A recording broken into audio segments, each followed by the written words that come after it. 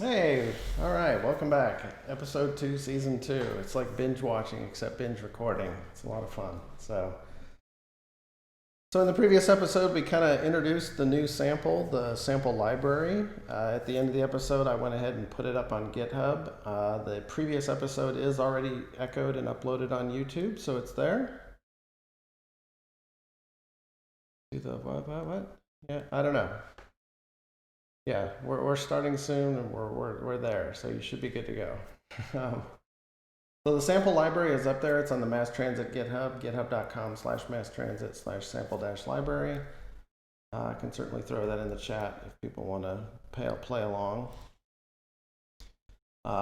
That's just where the code was at the end of the last episode.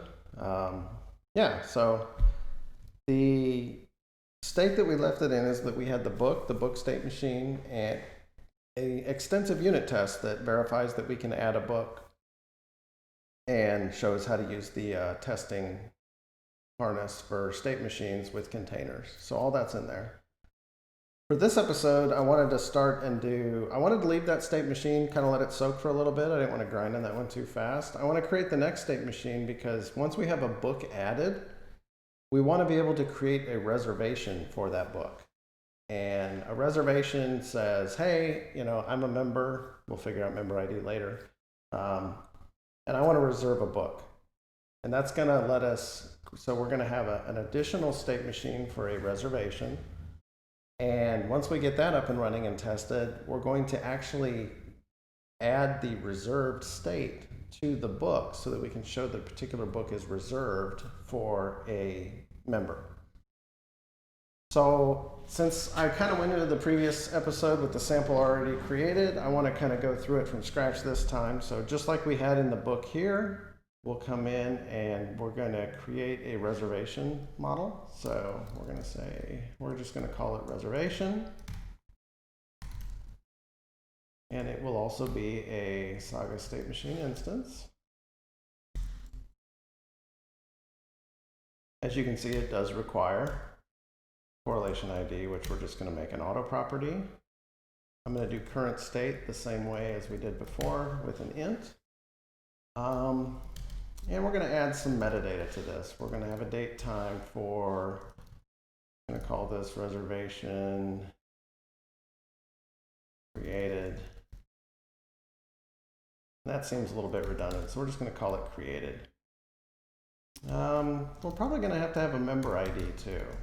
So definitely want one of those.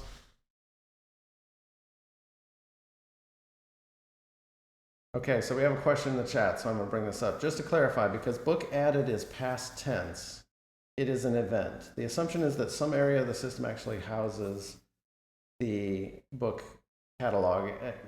It persisted the book and then published the book added event. And then the state machine takes over to handle the reservations. Yeah, sort of. So book added is actually like the librarian is, I was going to say library clerk, but we actually have a word for that in the English language called librarian. So the librarian takes the book and says, okay, we have a new copy of Neuromancer.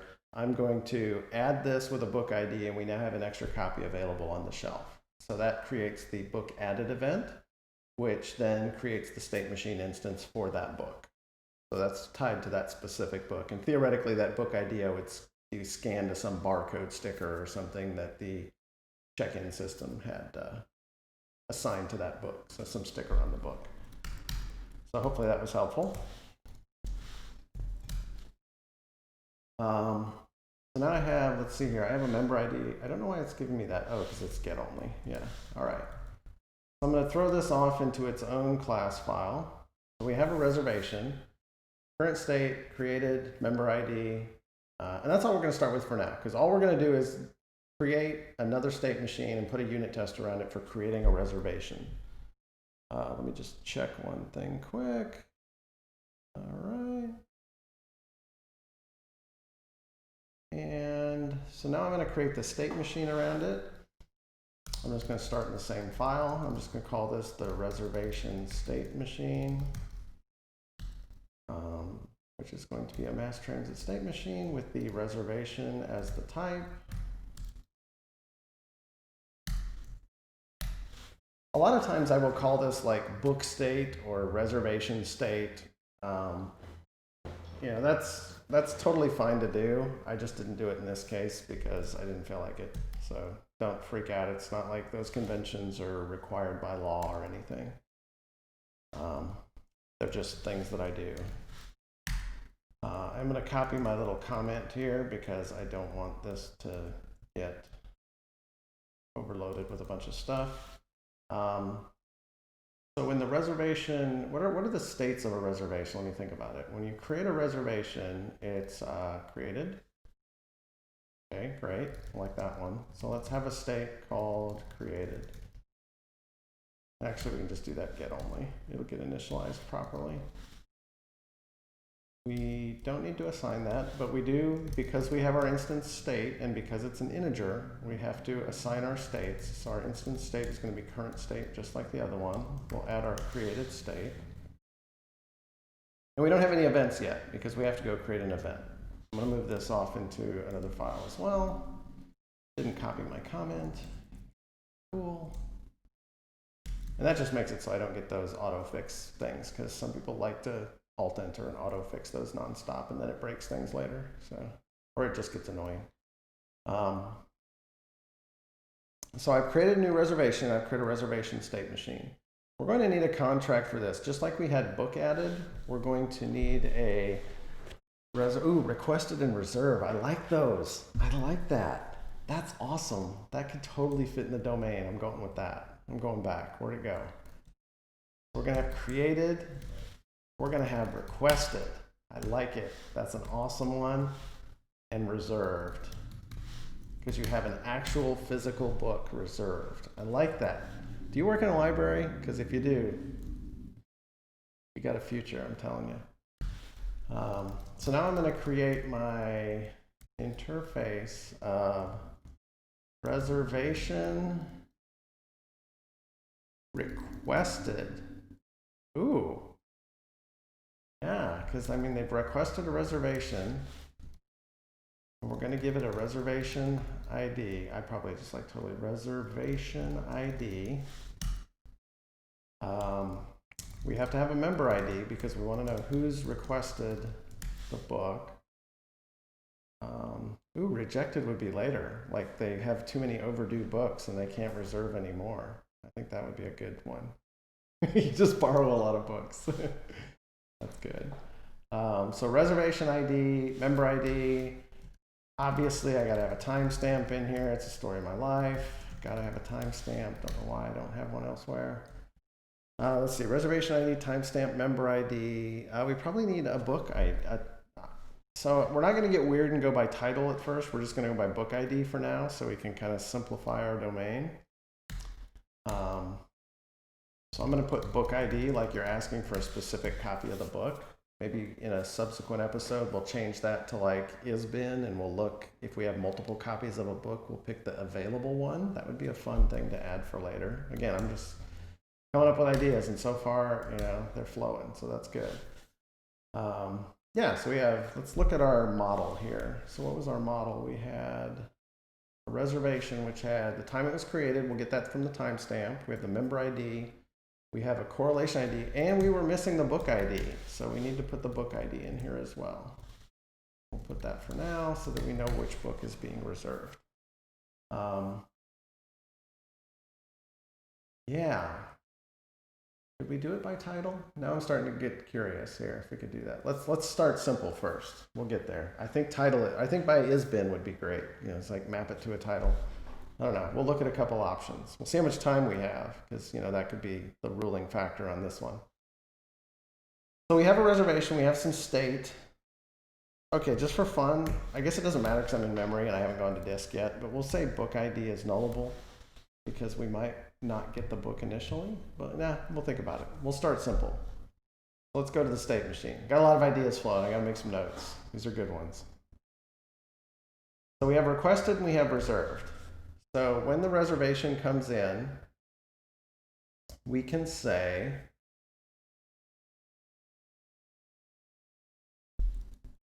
we're going to put our first event in here. We're going to say public event reservation requested. And we're just going to call this, oh, we can't call it the same thing, but we can just call it reservation requested. There really isn't a reason to limit this. The compiler lets us, it's just some people freak out when it's the same name. That's with reservation ID. So one of the things that I introduced in the last session was the initialize method. And I put this in a message contracts type to set the topology for book added. I'm going to go ahead and set the correlation for reservation requested. And I'm going to correlate that based on reservation ID. So I can auto map my event to the saga that way. So now I've just added that contract in there as well. The other thing that I have to do to make that happen, because of the way static initializers aren't called, is I'm just going to put this in the reservation state machine. So it will call initialize on that so that if it's called up, it'll do that. If I can find an easier way to do that, there's like a hack for some old VB attribute that tells VB modules to load that the CLR supports, but I don't like hacks because they tend to not work all the time. Magic is good enough here with this. To create the state machine instance, just like the last one, I have to, in the initial state, accept the reservation requested event. And when I get that event, I'm going to transition to the requested state. Now this one is going to do a little more, because we're going to get the basic test of does it actually create the instance, but then we're going to make it interact with the other state machine. I do need to copy some data, so we'll put a then in here. And we will say, let's see, what do we have? Context dot instance dot created equals context dot data dot timestamp. So we want to copy the timestamp. We also want to copy the book ID for now. What else do we want to copy? Oh, the member ID, because we want to know who the member is. What else do we have? Created member and book ID. Everything else gets auto-initialized. So that is going to initialize our reservation request. And then we're going to transition to requested. So that's all we're going to do for now. We're going to create a unit test for that just like we did for the other one. We're going to take the book state machines unit test. We're going to literally just copy this file and call it reservation state machine specs. Not copy. And of course it's going to be an error, but that's because I'm lazy and say when a reservation is added. This one we're not going to use book, we're going to use reservation. Except I don't know how to spell reservation apparently. Reservation. Okay. We are going to produce not book added, but we are going to produce reservation requested. And we are going to hope that we get in the requested state for that saga. We're going to ask for the book ID. Our member ID is going to equal whatever member ID we create. We're just going to create a new member ID. Reservation, let's see, we're going to need a timestamp. And we're also going to need a reservation ID, since we also have that too. Let's see if I can actually spell reservation the first time correctly this time. I want to say this works case insensitive, but I'm not going to say that because then I'll be wrong. We're just going to check. So from the previous episode, you can remember we have this base class that sets up all the container and everything. So it actually uses quartz and everything to manage the saga state machine and set up the endpoints and everything. That was covered pretty well in the first episode.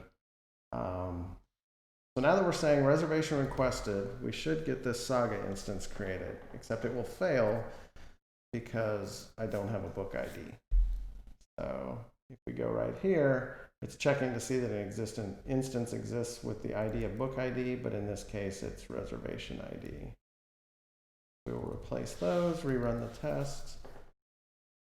See it run past this time. Okay. So we're doing a full test of the state machine. We're creating the event of reservation requested, which is theoretically would come from a UI or something, someone on a website asking for a book. And then it creates that reservation ID, timestamps it, and then puts it into the member ID. And we assert that the Saga repository has all of those different data types inside of it. So far so good there. It was really mostly just a lot of cut and paste from what we just had before. So not a lot of magic there. But now we want to do some interaction. We want to be able to say, okay, so if the reservation is requested, let's go get the book.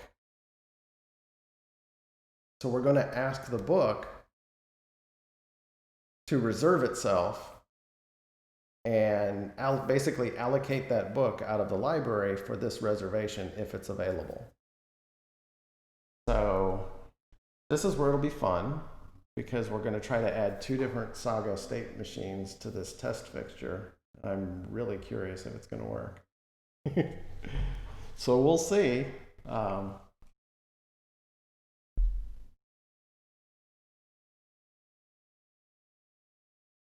So to do that, we're going to need to produce a message that goes to the book to try to reserve it.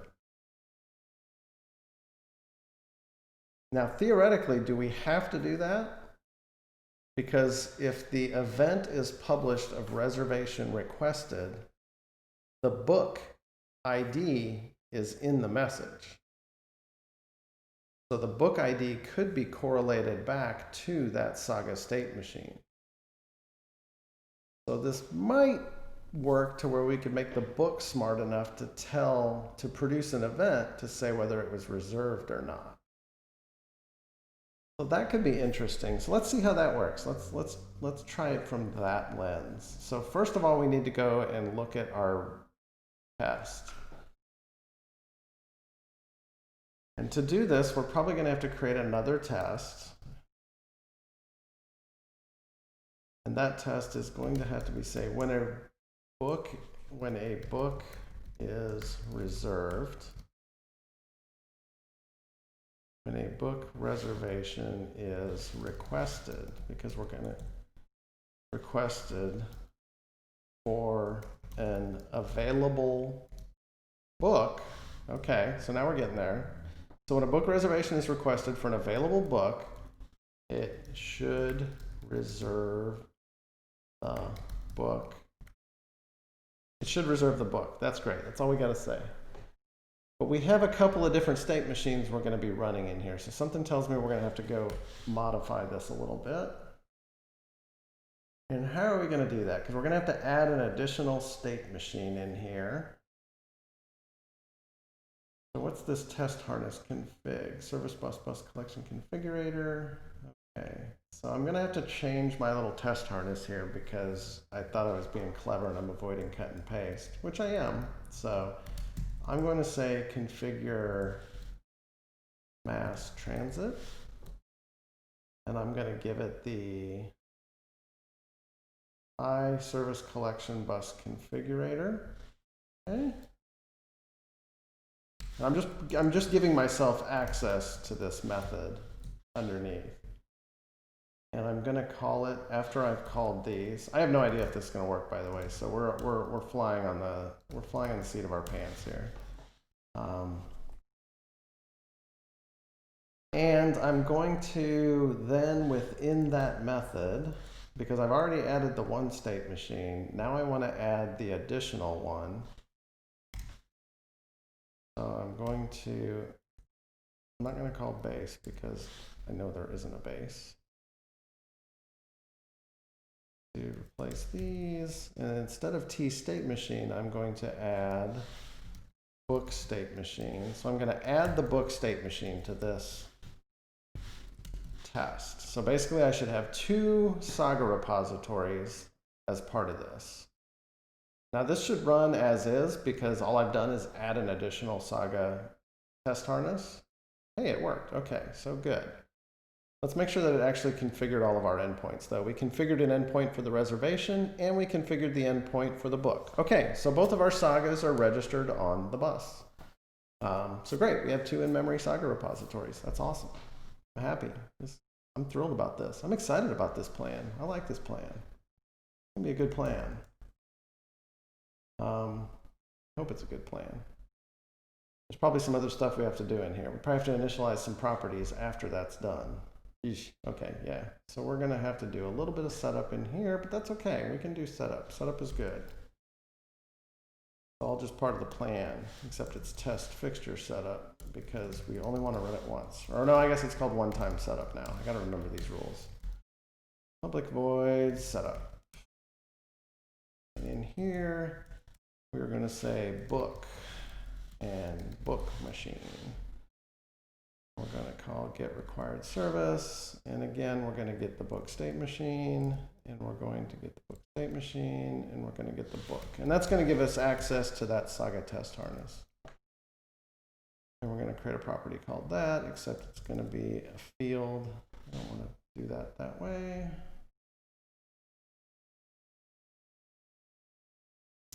I want this to be a field. Great. And I want book machine. Change type of field to book state machine. Okay, great. I have all those. Awesome. So if I run that, that's going to run great. And it does. I just changed some properties. Hopefully it still works. Okay, great. So now what I want to do is when I publish the reservation requested,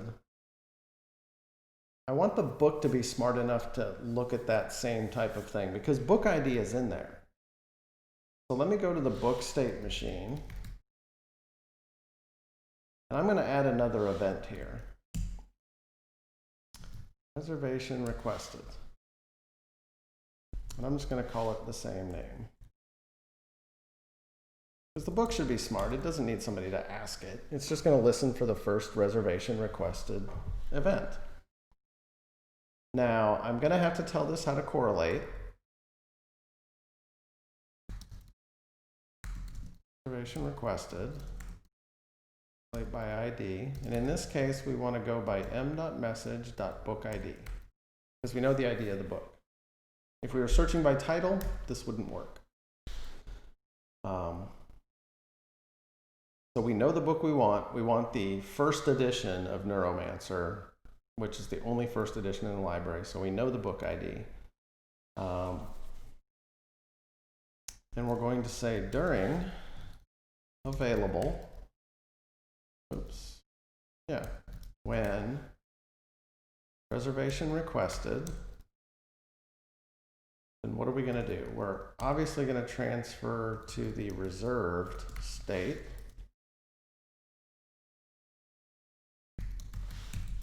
Got to create a state. We have to put it up here.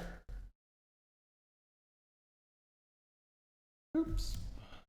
So we've created an additional state for reserved. We've created an event handler so that when the book is available, if a reservation is requested, we're going to transition to reserved. We should probably also tell the world by an event that the book has been reserved. Let's go back in here and create another message contract called book reserved. Reserve is one of those words I'm just never going to spell correctly the first time, anytime. The reservation ID came in on the message, so we will have that. We will have a timestamp. We'll know the member ID. So basically, we just know all this stuff. So we can produce this. I think this is doable. We can make this happen. So we're going to have a book reserved. And we're going to publish this when we're in the available state because we're going to transition to reserved. And we will publish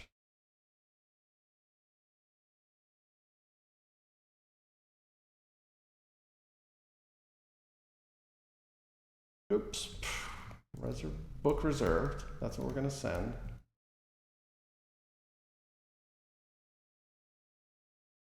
That was way too much stuff. What is it? Reservation ID. First we have reservation reservation ID equals context.data.reservation ID. We're going to have member ID. We're going to have book ID, which is going to be, we're going to use the instance correlation ID for that. And we're going to have a timestamp, which is just going to be in var.timestamp, because we want the time that the book was actually reserved. Remove these redundant names, that's great. Actually, we can just take data.bookid because we know we correlated off of it. Cleans it up a little bit. So we're going to create an event that says the book was reserved. We're going to publish that with the reservation ID, member ID, book ID, and timestamp. And that will let us know that the book was reserved, and we'll transition to that reserved state. Okay. I like that so far. Now we're going to have to add a book for that to happen. So let's go to our reservation state machine specs, because we're going to have to go steal some code because we want to create a book state machine. So we are going to steal some stuff from here. I use the term steal, you know, judiciously. So we're going to reserve the book, but the book has to be there first. So the first thing we're going to do is we're going to publish book added. We're going to pass it the book ID. And then we're just going to use this final assert because we aren't really testing the repo.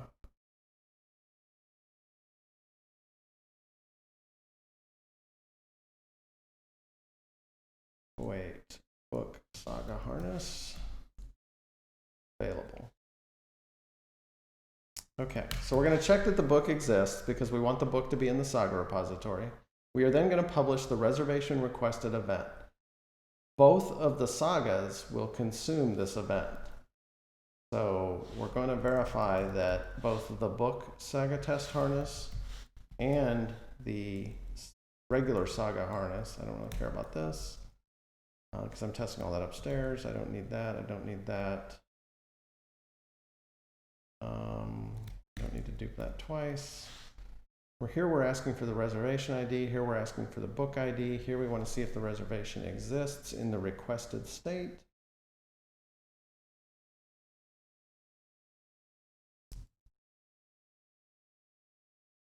What is this? What is this? Field is assigned a value but is never used. That's nice. I know I use this. Book saga harness. Oh, because it's a field. Oh, okay, great.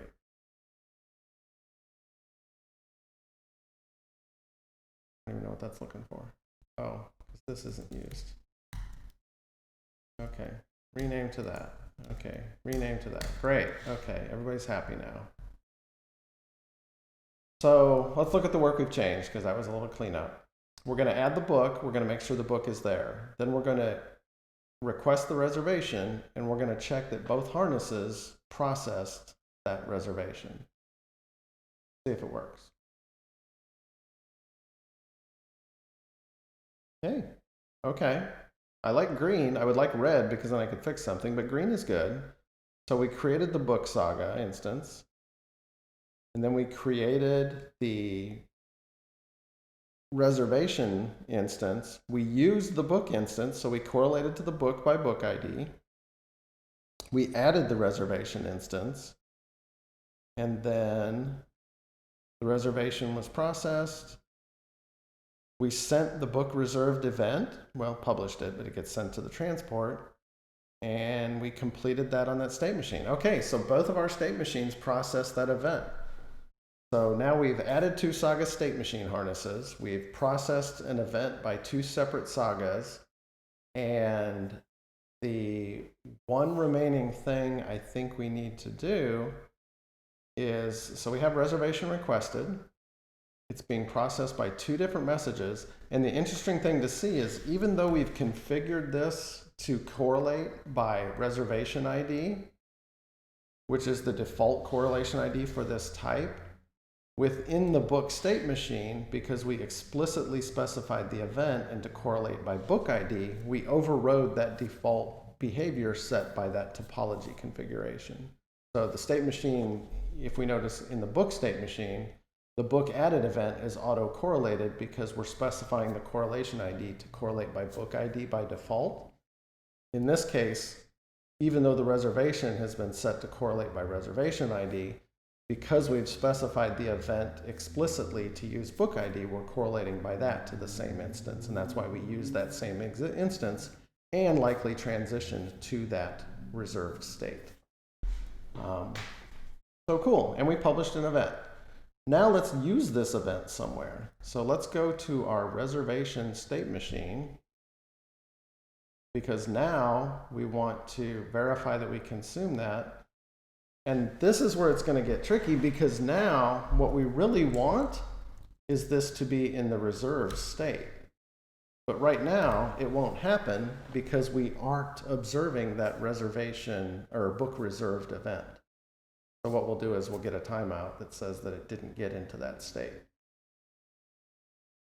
And it should have timed out by now, but it's probably waiting for, oh, because this exists and it doesn't use the short circuit. So I should probably use the other assertion because it's faster. I'm going to stop this because I don't like waiting. I'm going to do saga harness.contains sagas.contains in state. It's 3 parameters. What are my 3 parameters? State machine, saga list, correlation ID. Oh, the state machine. Oh, yeah. So I need machine, comma. Okay. So it contains, and it isn't an awaitable one. And I think this is just a Boolean. Is it? No, oh, no, this just returns reservation. So then I have to say is not null. It's a different format, but a different assertion. Since I have 2 sagas, I will say reservation did not exist. Now if I run this, I should get the quicker timeout. Because it should know, yeah, see it timed out. I expected not null, but the reservation did not exist. And it didn't exist because it didn't exist in the reserved state. And the test ran faster because, again, the inactivity monitor of the test harness knows that there are no more messages that are going to be produced on the bus. So for it to wait longer just doesn't make any sense. The default test timeout's like 30 seconds. It would have waited 30 seconds. Here it waited 1.4 seconds because I think the default inactivity timeout of the bus is 1 second.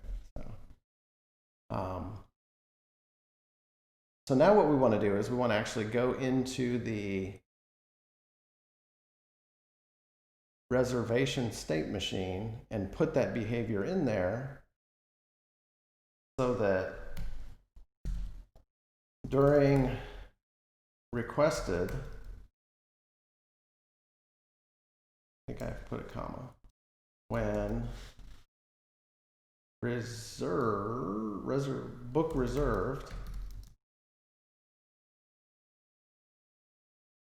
Okay, but now I have to add an event for that, which is all good.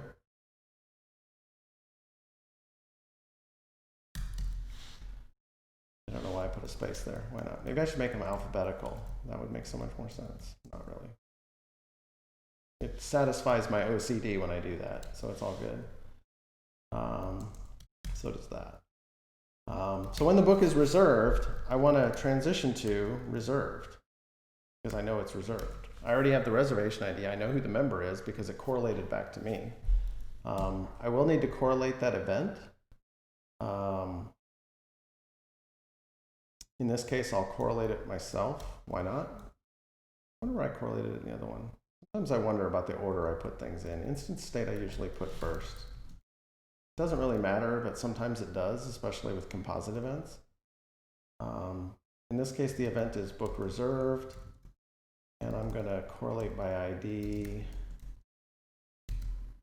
dot reservation ID. Great. So I have that. Let's put one more piece of data in here. Let's put created. Let's put one more date time in here of when it was reserved. and that will be nullable because we won't have that until the actual reservation is created. And what we'll do is when the book is reserved, then we will say context.instance.reserved equals context.data.timestamp. And we will copy that timestamp of when the book was reserved, which was reported by that event. Yeah, so that's good. We're going to start to see some havoc here in a second. Okay, you know, some people are probably already like, oh, here comes the havoc. But seriously, here comes the havoc. So we're going to run this test and it might work. Okay, it passed. So we got lucky. Let's run it again. Let's run it again. Okay, I think we're getting lucky. So what we're seeing if we look in the logs down here is it created the book as we expected. It creates the reservation. The book uses that.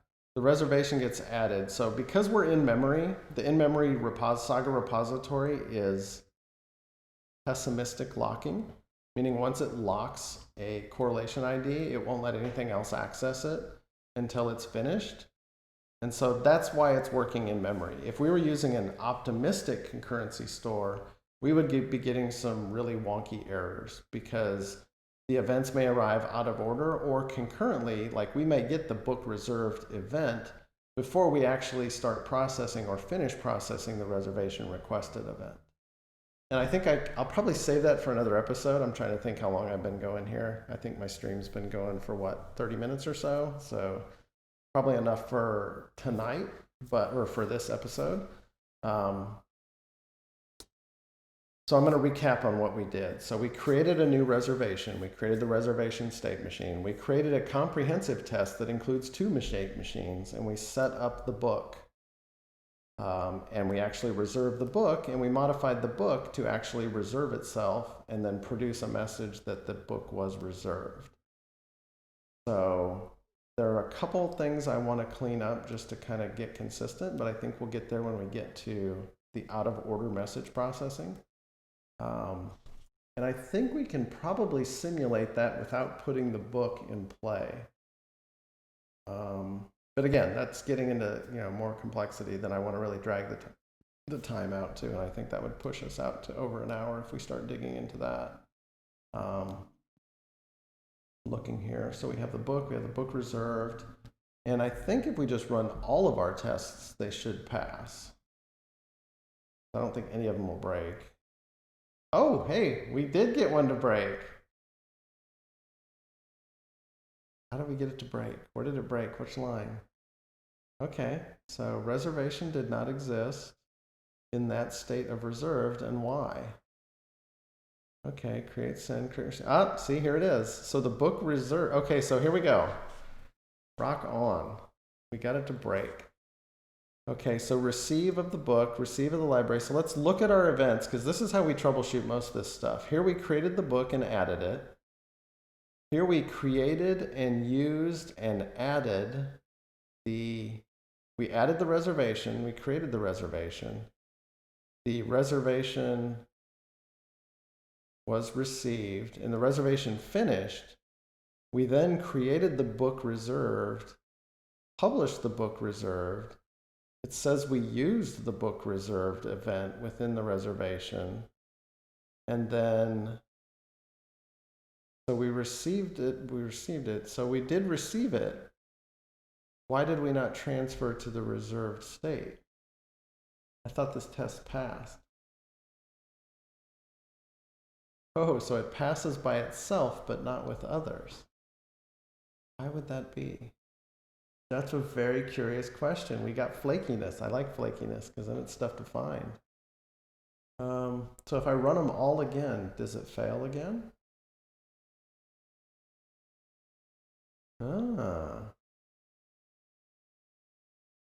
State. We're still checking to see that they both process the reservation requested. The contains in state is not finding the reservation in that state. It's probably still in the other state. Why did the reservation receive it but not transition? Plot thickens. It makes me wonder. Let's see here. And it only fails when we run them all, which means it's likely a timing issue. Oh, because book reserved is, huh. So let's run them all again. What are we doing? That quick? Okay. So it always seems to fail that time. So let's see what's going on here. Is it just, let's see if it's a doneness issue. So let me check the other version of it. So where's the exists? So contains in state. I'm going to see if it's just a silly timing issue first. So what I'm going to do first is I'm going to put the slow as heck version in here and see if that one runs. I'm going to run them all. Because I want to find out what kind of timing issue I'm fighting. Am I fighting a message ordering issue? Okay, so I'm fighting a timing issue, I think. Let's run them all again. Yeah, I think I'm fighting a timing issue. Yeah, so contains in state. Let's go see what that does. So this will call contains in state. Aha, okay. So two different versions of this method of which I've just been bitten by. So good thing I didn't go digging into this because I would have probably, I won't use the phrase. So contains in state is immediate. It checks once and verifies that it's in the state. So this is my own brain not working the way it is supposed to work. Should contain in state is the one that actually checks multiple times against the state machine and basically waits for it. So this needs to be should contain in state. Oh, wait a minute, hold on. Is that only working against a saga repository? Son of a gun. I knew there was an...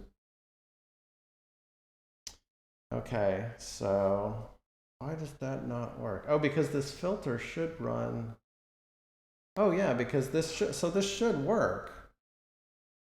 See, now my brain is not... Now I'm really fried in the head. So it does work the way I think it should. I wonder if I need to... I wonder if there's something I need to do on the test harness. I'm just going to check. I want to make sure we're not hitting like a timing issue. Although the test runs in 75 milliseconds, so I can't see where this would be a thing. Test harness dot inactivity. Test inactivity timeout equals time span dot from seconds 3. And again, this is just me trying to figure out why this fails in mass.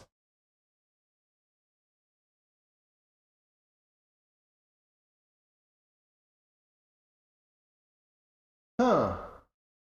Interesting. So even though I wait 3 seconds, it doesn't get into that time period. So I wonder why it isn't changing. And why asserting it the other way makes it change. I wonder if it's because it finds it but isn't in that state. Huh. That's an interesting how do you do. I'm not sure what to think about that one yet. Not sure I want to debug it live on the air. So I think I'm going to just put this back for now. I'll have to look at what that contains in state issue is. Because it doesn't fail at all if I check exists. But anything I do otherwise. Yeah, interesting. Huh. I'll have to figure out what that is. Something about it. You know I'm going to sit here and dig into it now, so just I might as well just go with it. So exists. Yeah, see this does the timeout based select and runs basically the same query. So I don't know why that doesn't do the same thing. Oh, because this is async. Why is it doing that? Oh, yeah. I bet I know why that is. Interesting. Okay. I know why that is. I might have to look at that later. Anyway, the test pass for this case, I'm checking the exists because contains in state clearly has some sort of weirdness with it, with the way I'm checking it. Am I checking the right reservation ID? Yeah. I'm not going to sweat that for extremeness right now, but we'll figure that out at some point. But we have the events producing. Everything is doing that I wanted to do for tonight. So this should be good. I can't decide if I'm going to do a second one because I know this is going to, or a third one tonight because I've already done 2. I might save something for later. I know Netflix usually does like 3 episodes and then drags you on, but actually Netflix, who just raised their prices, really annoying. They do everything at once. It's like Apple TV Plus that does like 1 episode, or Disney Plus tomorrow will do like 1 episode of The Mandalorian, and then you'll have to wait for the rest. So. All right, so that's all I got. Hopefully this was fun. We have 2 sagas. They're both observing the events. One of them sending an event to the other that it's using. In the next episode, we'll kind of look at how we can handle possibly doing a book lookup or something. I have a list of a few things. If you have any requests, definitely leave comments on the videos. I'll get this up on YouTube. I guess the other thing that I wanted to do tonight, but we kind of drug it out and it's already been 45 minutes. I guess I could do 15 minutes more. So the one other thing that I wanted to do was I wanted to make it so that I could show why I put the scheduler in here. So that, like, let's say a reservation is only good for 24 hours. If you don't pick it up within 24 hours, the book is released. So I could look at putting a scheduled event on the reservation to make the reservation expire. So we have enough time to do that, and that way I won't have to like do another episode tonight and drag it out. Or I could break this and do episode 3 of adding the scheduling for that. So let's do that so we have a good clean break. I'm going to finish this episode and then I'll start another one in about 10 minutes. That will be the scheduling the automatic expiration of the reservation so the book goes back to being available. One of the questions that came in here, what if the librarian wants to see the list of requested reservations?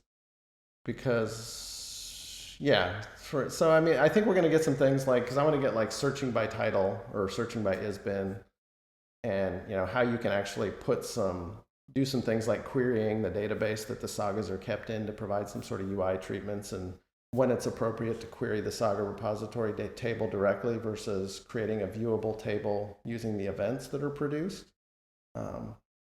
And we'll kind of go into those in some future episodes. But I'm going to take about a 10-minute break, and then I'll come back and we'll add scheduling to the reservation so that after 24 hours, the reservation expires and puts the book back into the available state. So hang tight. See you in about 5 or 10, and we'll start up the 3rd episode. Thanks for joining. Talk to you later.